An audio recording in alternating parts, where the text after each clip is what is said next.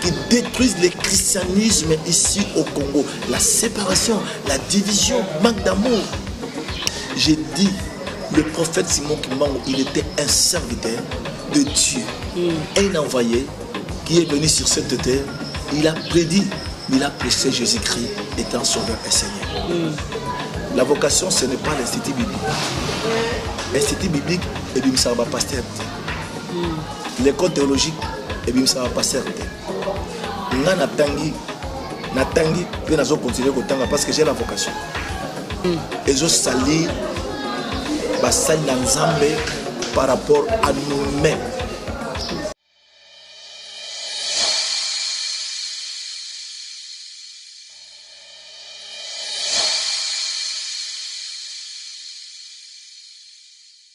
Fais de l'éternel tes délices et il te donnera ce que ton cœur désire. Fidèles téléspectateurs, fidèles internautes, bonjour et bienvenue déjà dans les plateaux du réveil. Le réveil, magazine Toko, magazine Abutombo, magazine les opérateurs Bilo, Weba, Mama, na Bonzambe, na société, Maïmuso, Matali, vie quotidienne, na Bicho, Baïma. J'ai dit un très grand merci à Igo Malila Maboko Trépi, il est derrière la caméra. Merci beaucoup à toi, Maboko Trépi, Oula Oula. Merci également à Stéphie Alansokil, Salut Moussa Guitoro na montage et ça la très motte. Et un très grand merci à l'équipe Mobimbaya, Mipole TV Europe. Merci à papa et maman Nzambi Motema, maman Marie Manzambi. Merci na web de web, Oula Oula, papa Clément Kipoyi, Motema, ya maman Betty Kipoyi.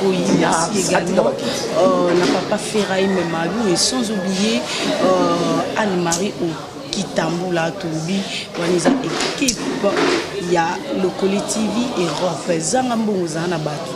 Nous allons boss des boss ou la rien à dire, c'est-à-dire Bouzoua Kingo Mamouté Maya Mama Dorcas Tolobi ONG Land Action Giringoto en avant calamité par Mouna Misala Tobi Misala et les Gamalobani et ça la trembote et un très grand merci na moi si Kitoko moi si mon nene ola femme sage bâtit sa maison maman Clarisse Niana na souci na Lausanne, c'est-à-dire grâce à yo dès que comme place tout ça et les téléspectateurs vont comprendre pourquoi dans le bibo maman Clarisse Niana mais la sanité la grande dame Mariette Chimwanga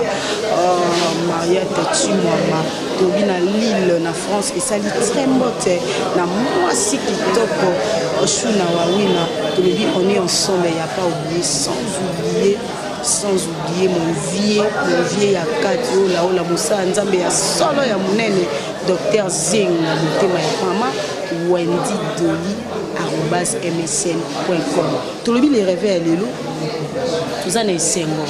Il y a un plateau apôtre, un apôtre dédié appelé par Yemoro Kolonzambe. Pour apôtre mususu baraza apôtre na bengai. Ebité sona bengai. Auto yambaza apôtre appelé par Nzambe Yemoko. Après cette émission Atindai Aosalamaba.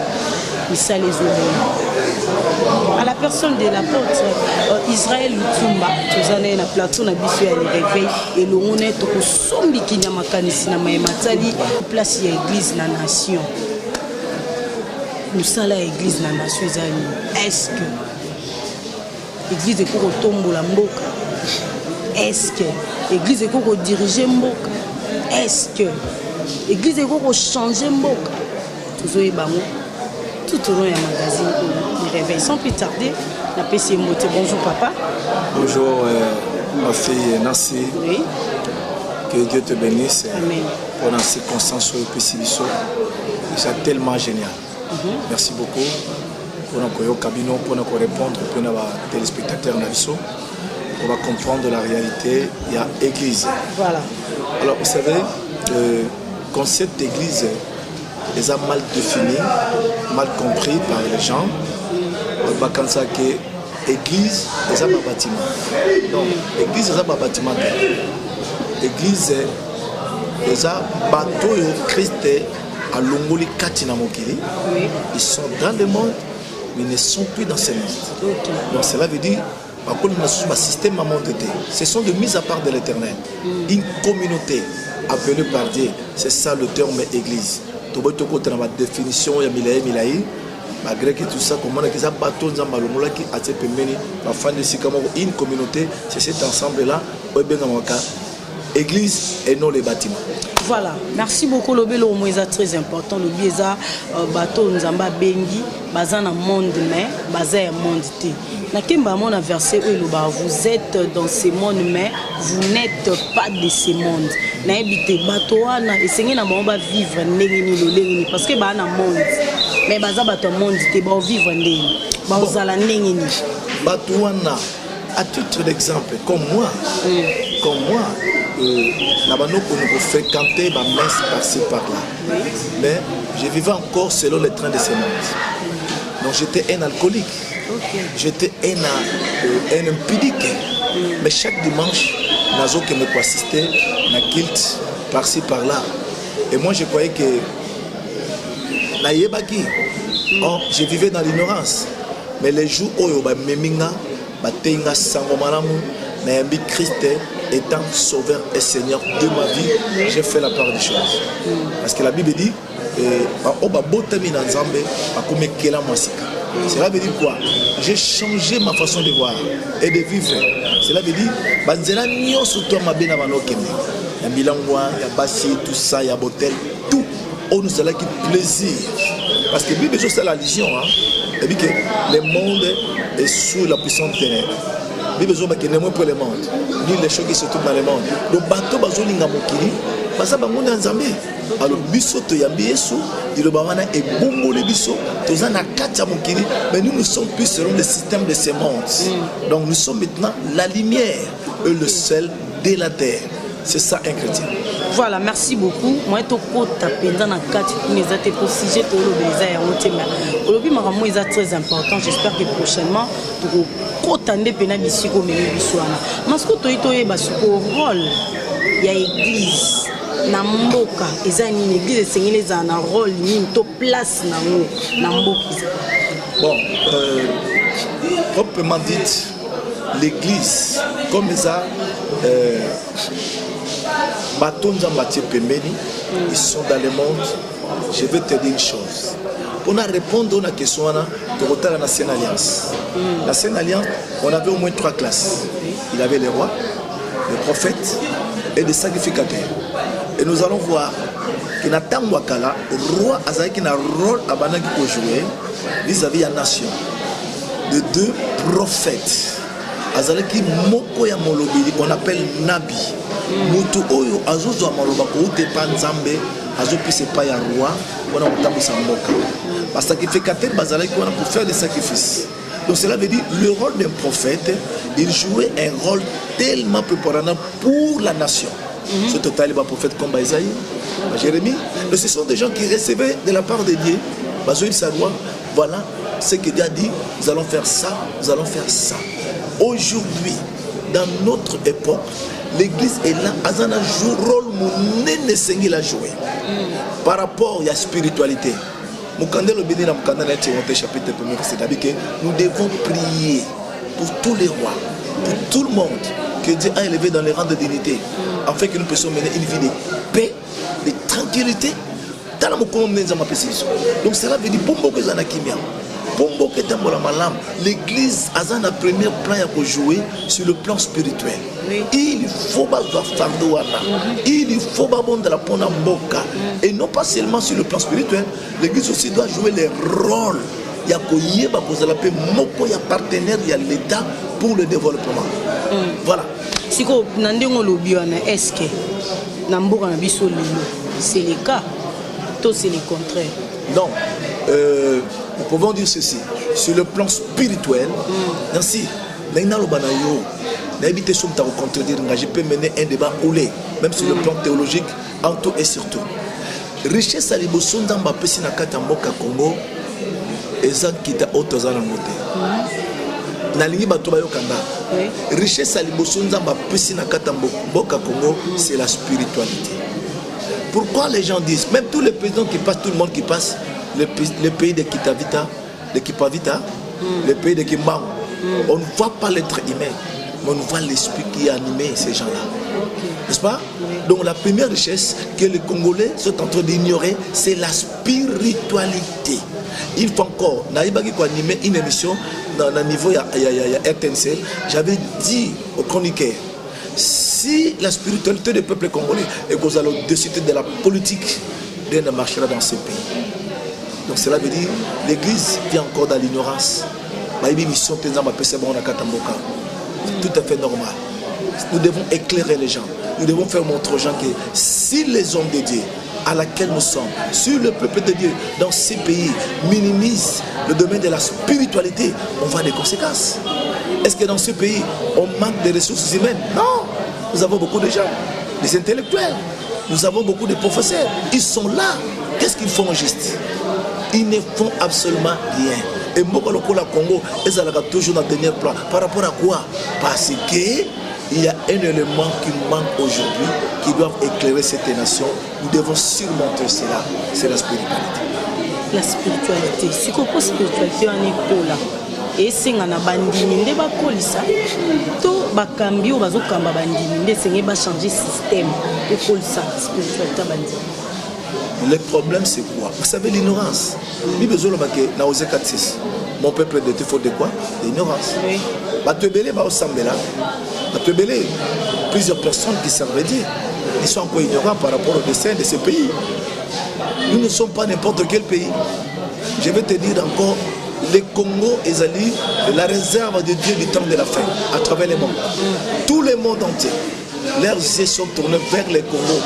Il doit décoller. Mais comment? C'est le temps de prise de conscience de tout un chacun de nous. Voyons un peu comment nous sommes en train de vivre. Dans le marasme, dans des divisions. Or, la Bible dit, un royaume ne peut jamais subsister. Moi, je te le dis, quand je remarque la classe, il y a Bassal Nanzam. Tout d'abord, bon, moi, vous voyez ce qui se passe dans la télévision. Oui, vous voyez la télévision. Comment on se tutoie entre nos mères. Mais ce sont des choses où ils ont pu accès par diable. Au sein de l'église, parmi les leaders, il n'y a pas de véritable amour. Bandi manakate ma finance. Quoi? Moyoza nakatambora Congo. Oyebi. Tolinga bashita baninga. Pona nini kasi le kwa musala nzambe apôtre pona nini. Le lema clé en nous. Oyebi, je vais te dire, na classe nyos. To banina na basai na nzambe. To koti na politique, to koti na musique, to koti na ba donc na classe nyos sociale. Ce qui manque, ce qui détruisent, manque d'amour. Ennemi à Congolais, c'est le Congolais lui-même. Congolais, tout ce que nous sommes en train de faire, ils seront toujours mauvaises. Congolais dit Congolais, même nous des pasteurs, nous sommes des hypocrites. Nous oublions la mission que Dieu nous a donnée. Nous devons nous aimer les uns et les autres, afin que le monde sache que nous sommes des chrétiens. Mais regarde à la télévision, si l'un de nous a fauché, il a une publicité. Dieu n'a jamais été aidé par quelqu'un, il se suffit de lui-même. Nous croyons que ce que nous sommes en train de faire, de divulguer le mal des autres à la télévision, nous devons cesser de telles choses-là. Ils ont détruit la classe religieuse, la classe chrétienne. Oui. Lorsqu'on parle de l'amour, l'amour est à la raté, moi je te le dis. Et la politique, ils ont vraiment qu'on dit ma bisouté. Ils en ont assez. Dans ce monde, les politiciens congolais, ils ont confiance sur l'homme de Dieu. Pourquoi? Parce que c'est la bassesse. S'il s'agit d'un débat, je suis prêt à le faire. Mais dans beaucoup apôtres Israël, tu es biqué. Il y a un bassin en Zambébélé, Bazara Pembenia. Il y a un chef de l'État. Il y a un bassin en Zambébélé, il y a un conseiller, Bazara Penio. Il y a un bassin bateau, pasteur, Pemina, Konzamboka. Pour ne pas citer les noms apôtres et Bibakou. Moussa Basara, est-ce que Moussa a réussi? To Bazara Wana pour la Kanyaka. Bon, personnellement, moi je me réfère à une personne célibataire je me réfère dans la Bible à des gens comme Daniel, à des gens comme Joseph. Ce sont des gens qui ont changé quand même, lorsqu'ils étaient auprès. Mais est-ce que ces gens-là, ils disent la vérité? Il y a des choses, contrastes. S'ils disent la vérité, est-ce que les chefs les écoutent? Parce que vous savez, c'est la spiritualité qui peut éclairer une nation. Je te l'ai dit. Donc, la spiritualité, c'est une lumière de Dieu qui peut surplanter toutes les choses. Mais cette spiritualité, elle a bafoué dans notre pays. C'est pour voir que c'est pour dire, mais vous allez voir, la plupart des gens qui font la politique dans notre pays, ils croient que pour régner, il faut pas qu'il y ait une loge. Mais ce sont des gens qui fréquentent nos églises. Ce sont des gens qui fréquentent des cultes, des messes. Il y a des églises catholiques, il y a des églises de réveil, mais qui n'aiment pas Dieu. Qui n'aiment pas Dieu, ils s'accrochent à des loges. Vous voyez ce que ça fait? Alors ceux qui ont moutofani peuvent mettre dans la loge, osent peut-être l'un des serviteurs, l'un des conseillers. Vous devez faire la part des choses. Ou bien vous devez accepter le président corrompt, que tu peux faire pour la servir, pour le ministère, que j'ai un grand ministère, mais tu ne lui parles pas la vérité. Mais Élie avait dit ça au roi Akab, c'est vous qui troublez le pays. Nous avons besoin de gens qui puissent éclairer cette nation. Ce sont des gens qui vont parler de la part du Seigneur. Et que bateau va se diriger. Il faut pas yoka. L'éclairage viendra mamananga dans l'église. Ma discours politique n'a pas aussi tolémbi yango. Ils ne faudrait rien dans la Congo place de commis. Même le président Kabila avait dit cela lorsqu'il avait dirigé. On a un message. Il avait besoin de combien de personnes? Il avait besoin de combien? Si ce n'est pas que c'était 18. Il avait besoin de ces gens-là. Je manque de gens. Pourquoi il a dit cela? Mais ce qui a fait défaut pendant son règne, il n'a pas discipliné les gens. N'est-ce pas? Donc, c'est qui n'a pas eu, Daniel, Isaïe, je peux te dire s'ils sont là. Est-ce que bon, c'est pas moi de pouvoir dire. Une question. Yo le roi apôtre. Oui. Aux amours Namboka, mon amant, nous sommes les République catholique du Congo. Oui. Afina yo. Basala nzambe le roi Bizaï, ba pesara ba masakole pa ba roi, ba Daniel wana na République catholique du Congo bazatote. So bazalo bika oui bazali. So bazato bité bazate. Nos questions te répondent on a des phases. OK. Il peut être là. Est-ce que ba chef ba yo kakabango? Tant bazo peut savoir un message, ainsi parle l'Éternel. De deux. On dit que un message comme tel n'a qu'à tambour en abisso, tant on met message, et pas un chef de l'État, au même message, et pas un premier ministre, au même message, et pas un député, ils ont minimisé, ridiculisé par rapport à quoi? Par rapport au présent. Il connaît la faiblesse des hommes de Dieu congolaises. Il connaît ces faiblesses-là. Avec que non, lorsqu'il serait là, oh non, je vais donner $500 chez ça. Vous savez, le président corrompt, hein? Il y a beaucoup de gens qui se sont corrompus par l'argent. Parce que le chef, lorsqu'on lui apporte un message qui vient de la part du Seigneur, à minimiser Yango, à tenir en père Nangote par rapport à quoi? Avec que non, lorsqu'il va terminer, je vais donner $1000. Avec que non, mon tour n'a pas fait faiblesse. Vous comprenez le sens? Alors, il faut dire la vérité. Il faut parler de la part du Seigneur. Ce sont des choses qui manquent. La constante du message qui manque parmi les hommes de Dieu. Ici, il y a des hommes de Dieu, mais aujourd'hui qui sont tellement affaiblis.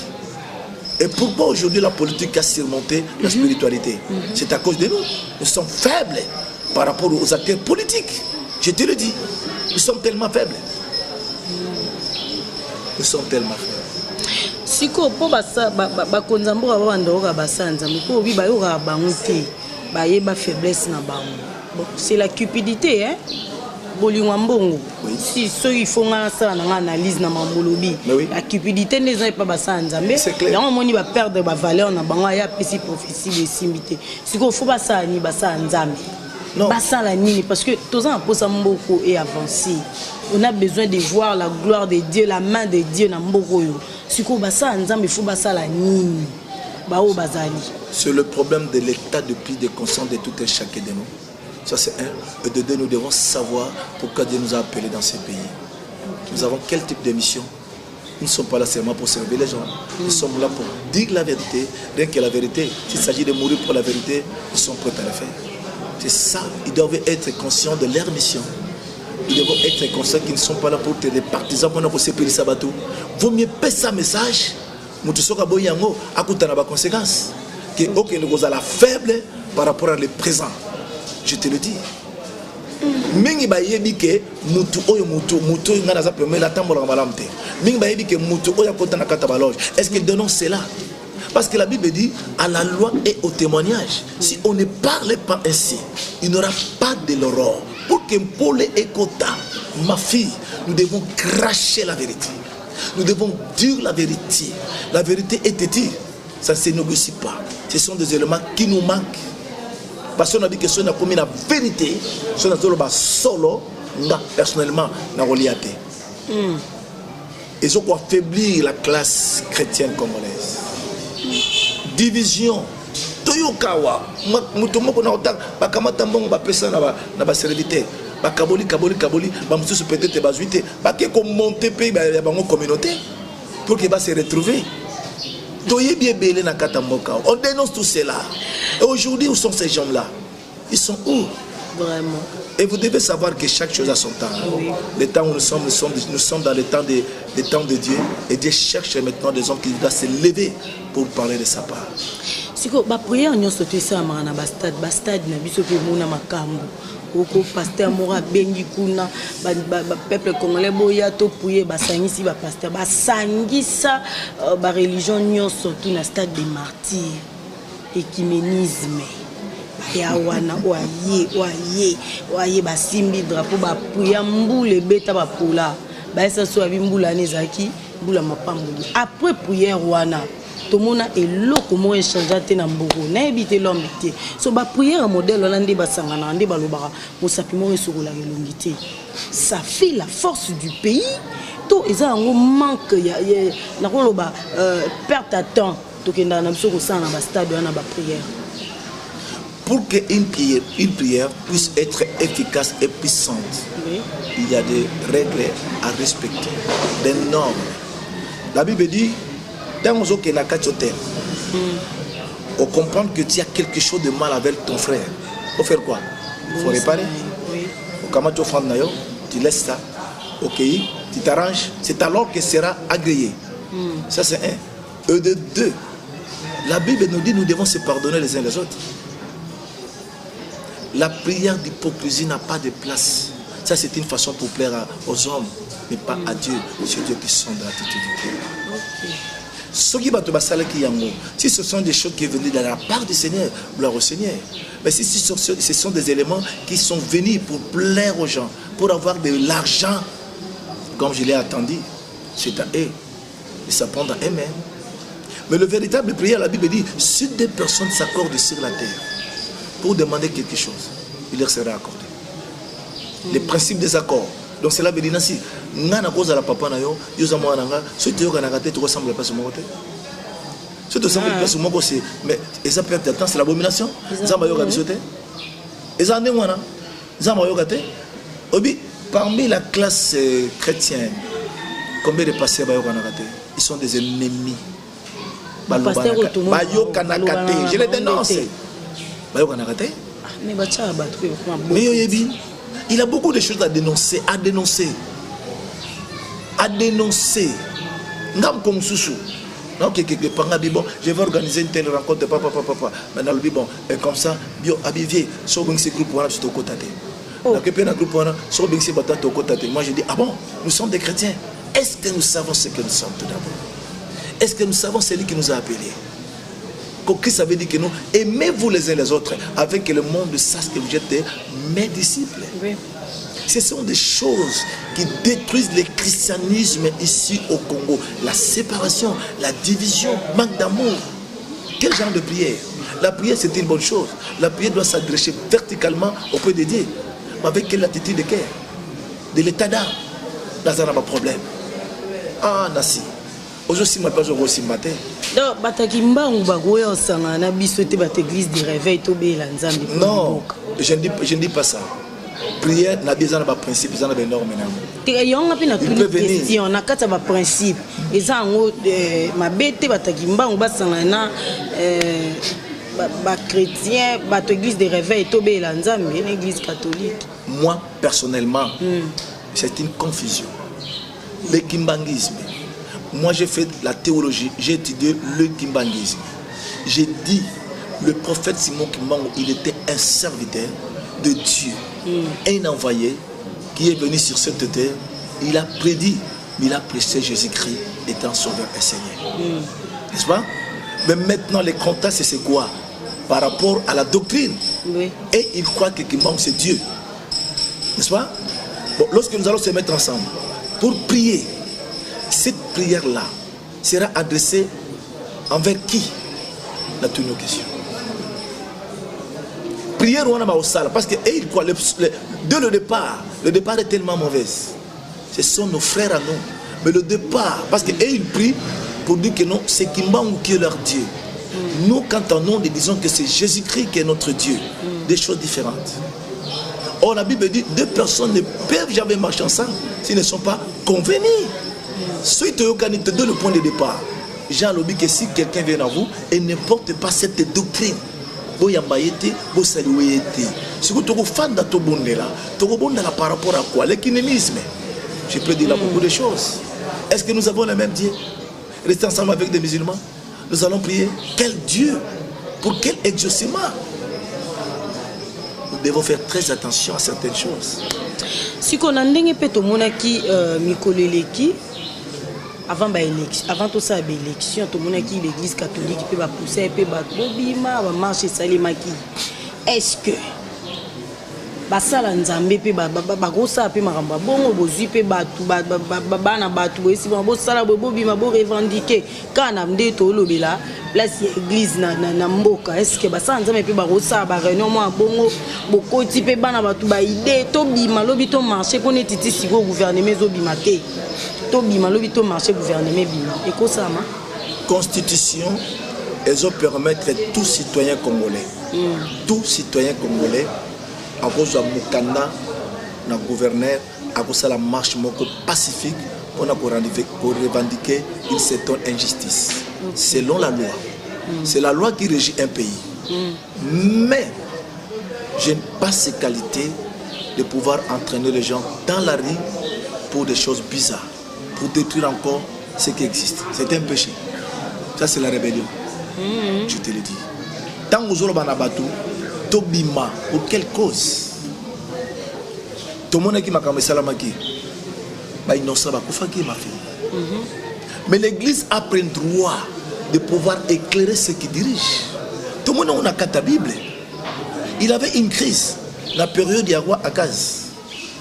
Le prophète Élie s'est levé pour dire au roi que c'est vous qui mettez le trouble dans le pays. Il n'a pas marché le mot par rapport à sa vocation. N'est-ce pas?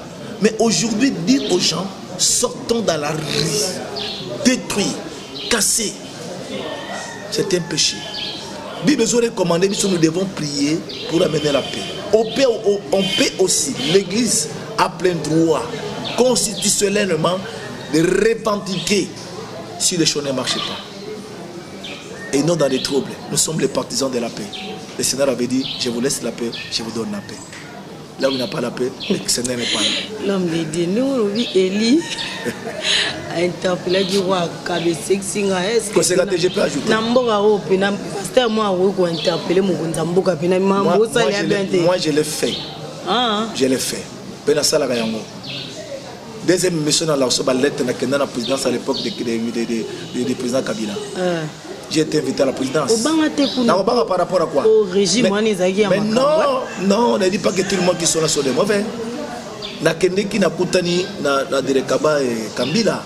Je lui avais parlé, je lui avais dit, vous les gens de PPRD, qu'est-ce que vous attendez pour ce qui est dans la commune de Makala? Oui, la commune de Makala.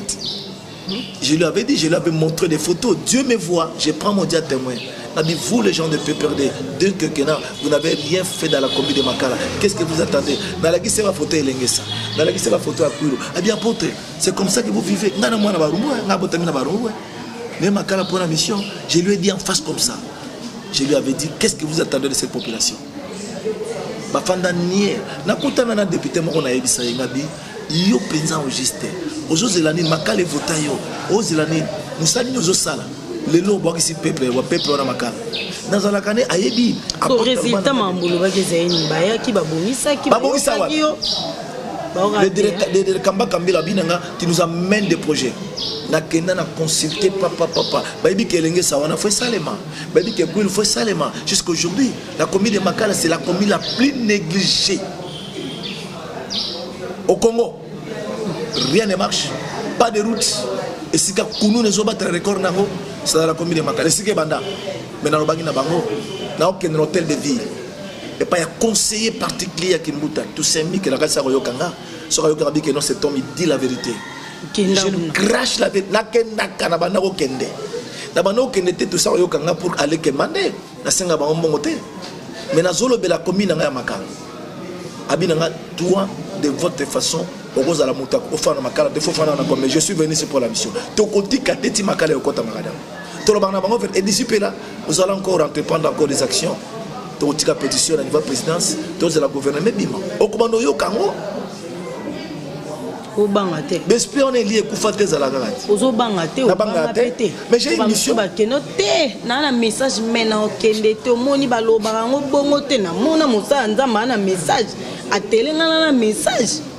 Mais ce c'est que mes chers n'ont pas encore, les appels encore en amont. Il faut que tous les moyens, ça y est. Au Yébita Mzamba Sali Moutati na Kata Jadede pour faire quoi? Pour prendre soin de l'environnement. Si l'environnement est tellement pollué, c'est d'accord, même aussi de l'église, de la population de l'église. Ou Mela Kabama, il faut boire à Balabala, sachez tout ça. Ça ne se fait nulle part. Batbati Kana Kata Balabala, ça ne se fait nulle part. Nous devons dénoncer tout cela. C'est notre droit. Oh papa, sur le quoi les aliments, maman faut que la presse. Au moment où on a beaucoup de même beaucoup va vivre na taux du jour, ba salaire au couteau, ba taux du jour ndé ça la. Mais bien que c'est là, il y a autre chose ba que makambo photo dénoncer autre chose le gouvernement en place. Obi que mboka oyo ba bakozwa salaire plus que mbudi ma financier, plus que mbudi mbongo za na kata mboka. Mais mbongo mona na kata. Les gens sont tellement inconscients. Ceux qui dirigent sont tellement inconscients. Parce qu'ils travaillent pour la vente, la famille, les peuples, la famille. Mais cette fois-ci, les choses vont changer. Bible lobby, il y a encore 6 000 qui n'ont pas encore fléchi les genoux. Ils ont la Bible. Namboko pe, il y a un pasteur et sa réputation de pasteur. Ba ba kenda pembe na basa nzambe na to mona ba lelo ba komana ba msu ba petit bitinda ba ela ba pasteur ba sœur ba église ba politicien plutôt ba sœur ba église ba pasteur msu ba sala soni. Si ko 6 000 oh non ba fléchir ba genou na bango te. Et seigneur ba ça ni pour l'avancement. Je vais te dire, le mot pasteur, ce nom là, c'est un nom comme tout autre nom.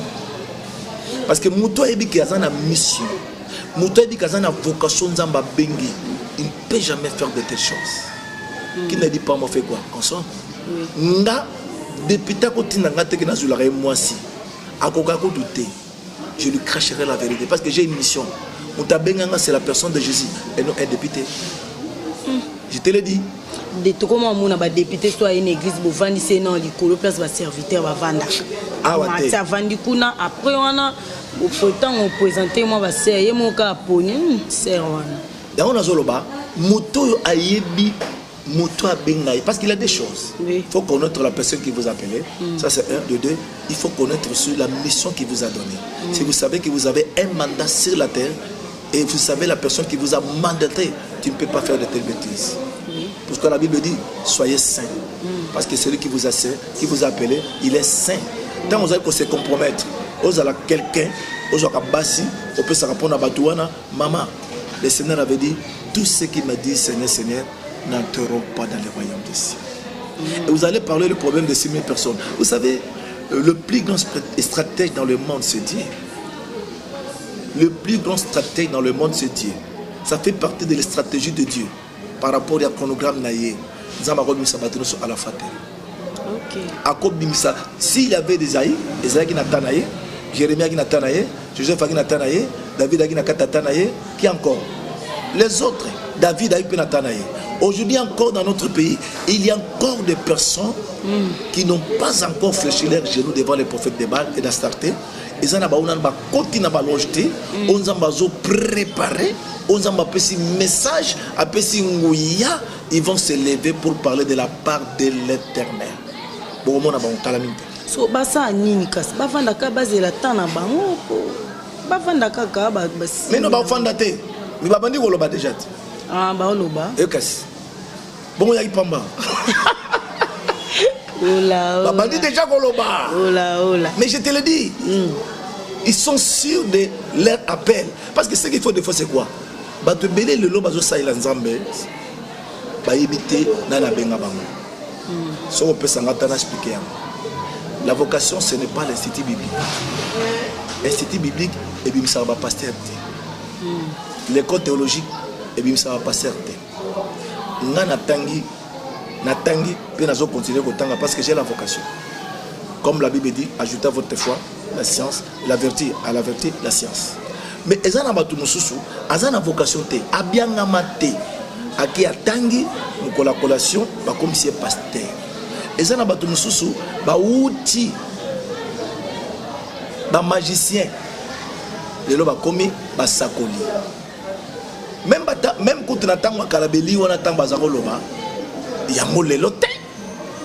Nous sommes dans le temps de la fin où le Seigneur avait dit, nous vivons un temps prophétique.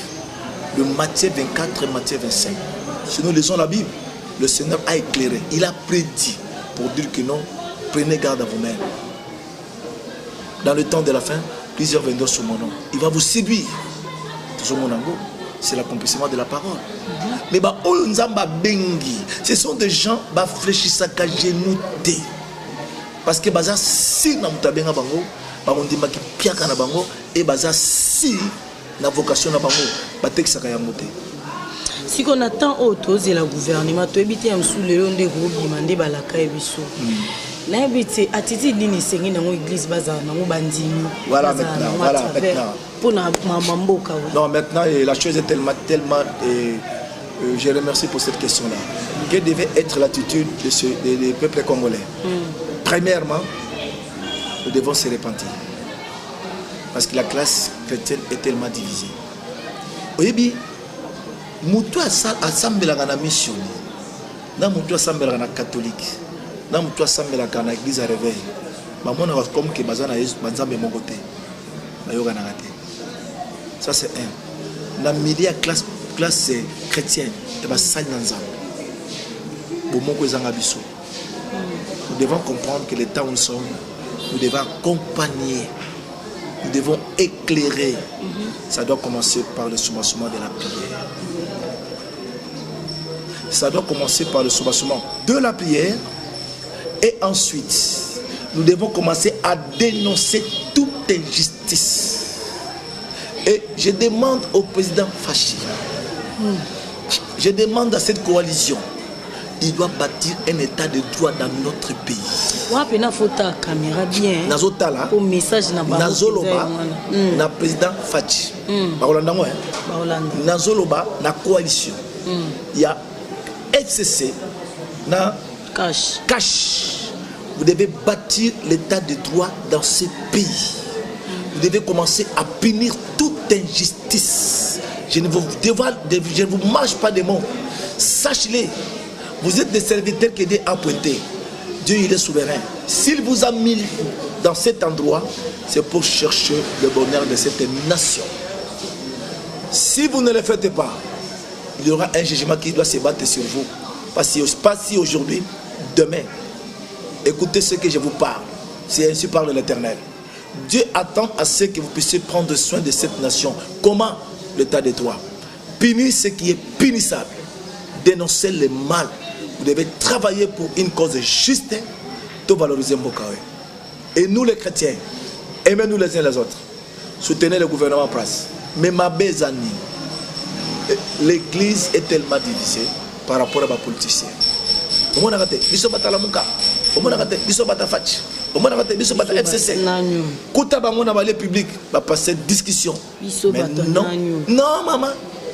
Soso pasteur amta FCC bandimba ta cash ba sougandeni. On a des opinions mais tout revenir. C'est son opinion. Nous sommes dans la démocratie. La démocratie, c'est le désordre total. Oui. L'expression de la liberté. Nabino peu presse. Vous savez que dans 4 milliards, il y a des journalistes, il y a presse, il y a aussi des chrétiens. Et des chrétiens, et vous êtes divisés. Vous soutenez des hommes. Vous soutenez des hommes. Et vos propos aussi. Et ça va propos incendiaires. Vous voyez, vous allez quand il y a un pouvoir dans 4 milliards. Mais est-ce que va respecter un membre, va quatrième, va cahier des charges n'a pas respecté à monter.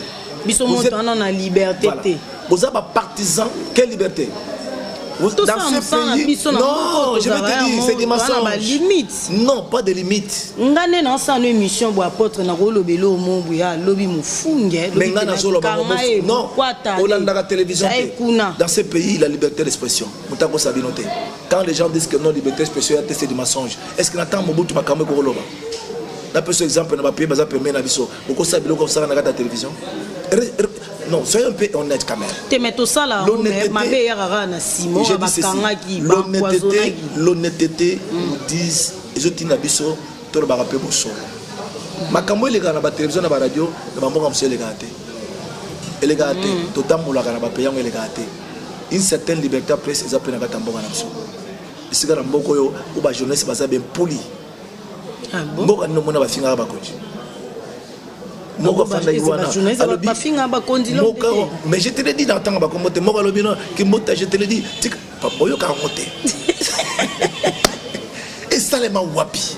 Mais là, comme député, surtout Zelaye, qu'est-ce qu'il doit faire? Qu'est-ce qu'il doit parler? Non, vous savez, nous devons être quand même honnêtes. Le respect, c'est un vertu que nous avons perdu dans notre pays. Le respect des êtres humains. Si Dieu lui-même n'aime pas que les péchés meurent dans ses péchés. Et le roman lobby à l'homme de Dieu, Nakanisi vient dans mon link si l'ongelo de Bundes, moté ma maman Pamela, à l'obarilo au mot rabo. Est-ce que nous, lobby journaliste, on a gagné la tour à lobby le commis député? Et les autres, tout le monde a pu n'importe quoi, biso pasteur, mon soir à bandika, mambo lo baraba si j'ai mambo, maman souka dans le lobby, oh apostolé. Mais est-ce que c'est pas important? Je connais ces pasteurs. Je connais l'homme de Dieu. Vous savez, étant donné que nous avons une mission sur la terre, notre mission est un caractère holistique. Ils ont un accord en esprit. N'est-ce pas? Mais nous devons avoir des réserves. Un homme de Dieu n'a pas vertu, n'a pas qualité de pouvoir manipuler sa langue pour dire des faussetés à l'égard de celui que Dieu a levé, qui est au pouvoir. Je vais te dire une chose, ma fille. Dieu, il est souverain. La notion de la souveraineté est mal enseignée dans la carte de l'église. Nous, les hommes de Dieu, nous prétendons que c'est nous que Dieu a appelé. Mais que dit la parole du Seigneur? Toute autorité vient d'elle. Mouta auto sa l'état te ba okangaye. Eza malsain nga na finga le président en place. J'ai violé la loi. La loi est là pour tout le monde. Nayebi président wana, nayebi pasteur wana. Il a de tels propos, les a déplacés. Non. Est-ce que le roi Moussa Nzambi pas goza bon? Moi je te le dis, Sora Rolandanga, la Rolobana Batubaza Pembenaye, il doit quand même regarder certaines choses. Je ne suis pas la police. La conscience, peut lui reprocher que la porte s'adresse à moi. Mais je te le dis. Mais c'est ça la vérité. Moi je vous le dis, lorsque j'étais au niveau de la présidence, j'ai dénoncé le mal des gens de PPRD. Les gens de PPRD qui sont là, ils m'écoutent.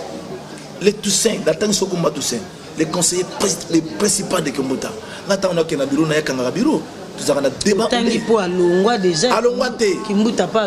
te le dis, non. Mais même j'ai dit, Bisso Zelaït, Bisso déjà n'a qu'à commune à Makala. Moi je suis parmi les notables de la commune à Makala. Tout ça est déjà même mon abisso. Tokutananaye. Discipline, Tokutananaye. So lobby pour postuler te pondo zo kota de ça na ba memo ba notable bani lobby to mono président candidat présidentiel te au candidat nani oyo na députation te. Ma fille Nancy, je suis leader d'opinion dans la commune de Makala même ailleurs. Un apôtre connu. Moins connu te. Ba politicien ba yebinga. Et puis minga lukanga. Si j'avais la mission de faire la politique, balona ngana leka. Je te le dis. Dans ce cas, on a 50 000, 60 000.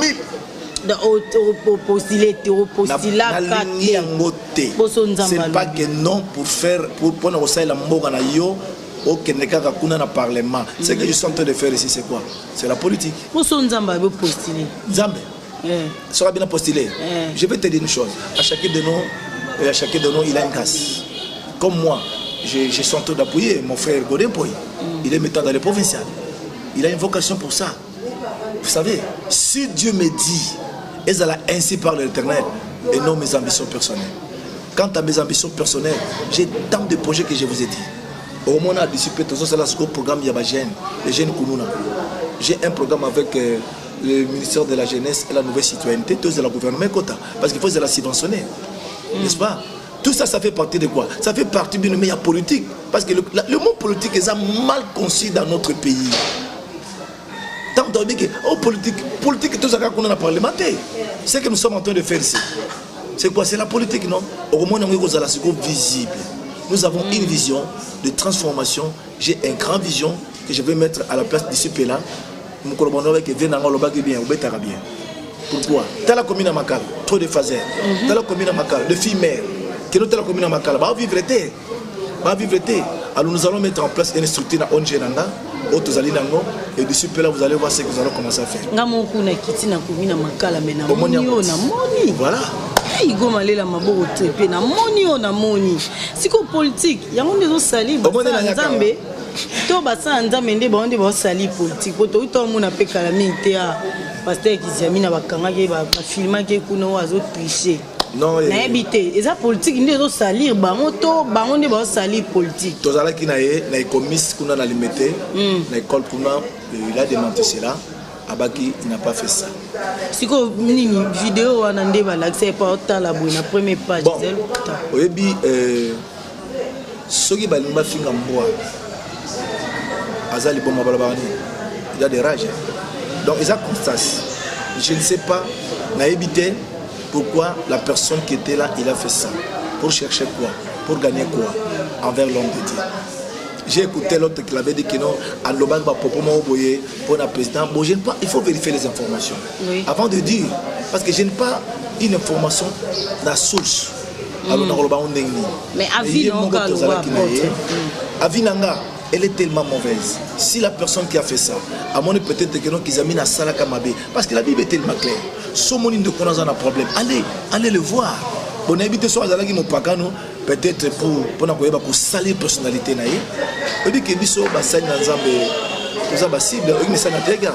Pourquoi je demande à l'église de prier pour moi? Pourquoi je le demande? Parce qu'à nous seuls, on ne saura pas. Et on a s'attendre que tout le monde qui sont là, même dans la carte église, même dans la carte communauté, que tout le monde ils sont pour nous. Non, voilà, il y a un yeba pour to komi dans la souka politique et sali basa nzame to basa nzame nde ba sali politique. Je vais te dire la politique et sali basa nzambe par rapport à nous-mêmes, des serviteurs faibles en esprit. Ils se sont laissés trop kipites. Tozalaka les chanceux. Tozalaka na ndako epa mutu moko. Il nous a invités. Après Sibiso, à Tenagi va proposer par rapport à la campagne, il avait besoin qu'on puisse être soutenu. Mais l'acte, nous avons un problème. Le Makamou Salimaki et pas ma serviteur. J'ai vu ça trop banal, la petitesse. Alors, nous avons aussi option que Bango Babundi pour réussir la catégorie. Moi, j'ai dit, par la grâce que Dieu m'a donnée, je suis quelqu'un que Dieu a bâti. Je donne la position. Ça peut la communication. Et non d'être derrière les acteurs politiques. Voilà. Merci beaucoup l'homme de Dieu, Tokomi Nasuka. Un mot, et pas passer en Zambie, on va BBC image de nous, passer en Zambie, la niveau politique. Est-ce que, par exemple, là où le péché abonne, la grâce surabonde. Invité, ça va pour la bonne, pour la grâce surabonde.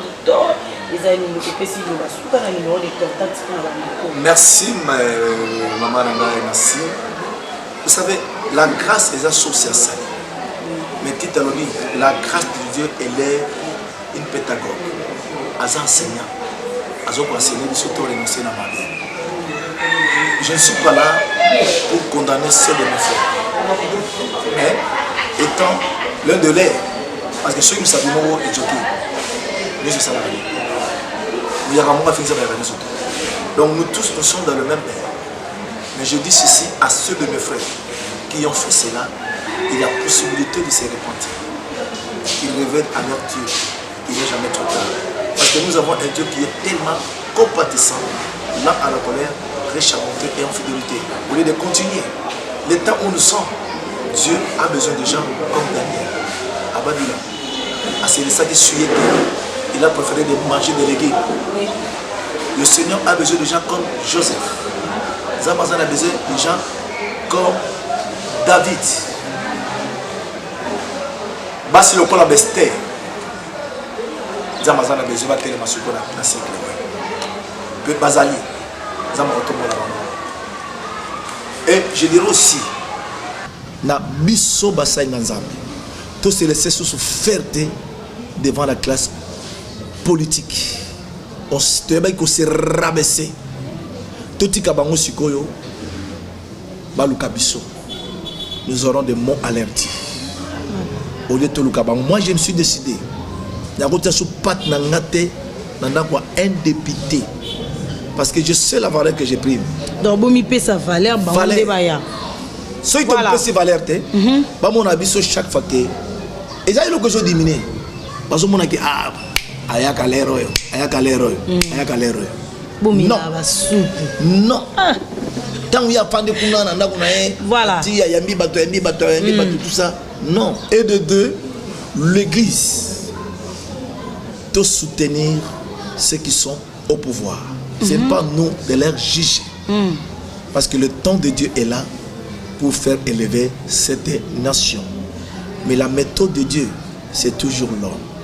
L'homme qui doit être au centre de développement de cette nation. Dieu cherche la personne, la femme ou l'homme. Voilà, merci beaucoup. Mon numéro apôtre Israël Topambola mi vraiment la message makabonubi et puis si numéro à contact Nabambote pas bandiko j'ai béni tout d'abord mon Dieu qui est le maître des temps des circonstances, qui soit loué.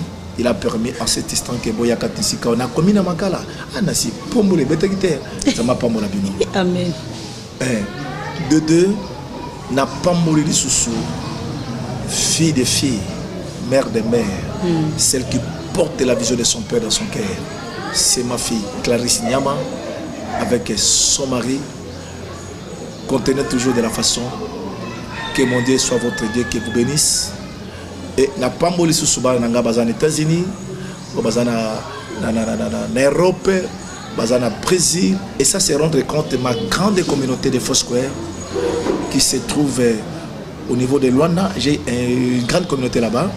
Et la grande communauté de la réconciliation Foursquare ici dans la ville de Kinshasa. Et j'ai béni aussi mon président Dama de Foursquare. Et bandalanga nion so nazali ko encadrer na nazali président intercession ya na niveau national à Foursquare. Oui, elle a pesi ba depte nga no surtout mbote, ba sali no surtout ya nzambe ya Foursquare, ba simibali mbote. Et pour terminer, voilà.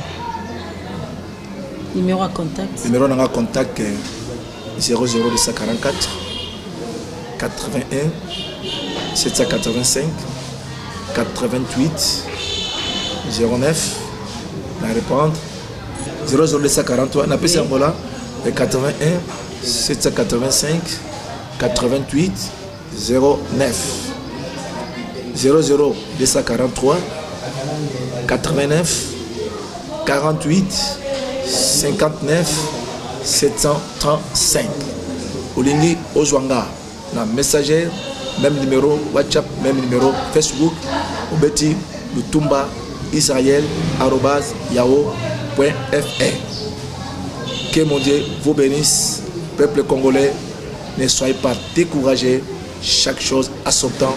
Le temps de Dieu est là.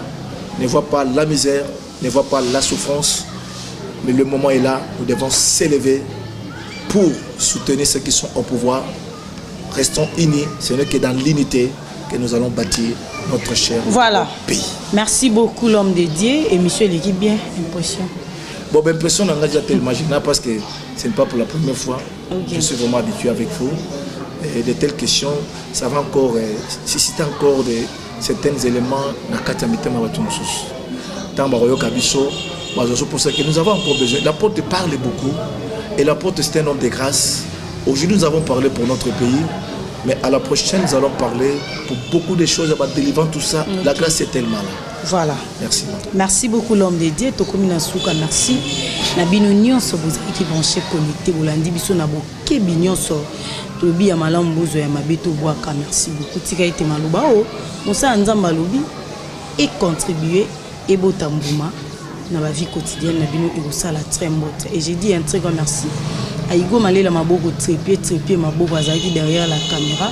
Bino mo bomoni et bouger té. C'est que maboko trépied. Et salut très mbote. Merci na Stéphie Alantokil, merci na équipe Mbalokole TV Europe, on est ensemble.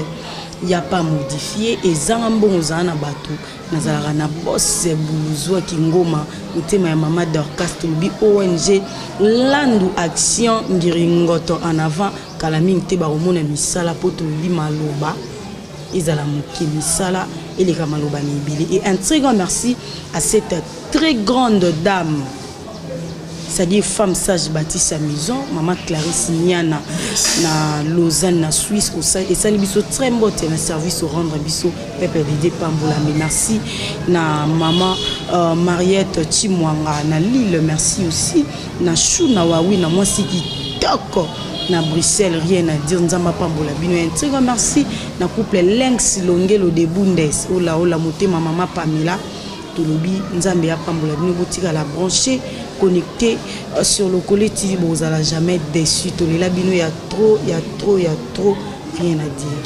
Bye. Bye bye.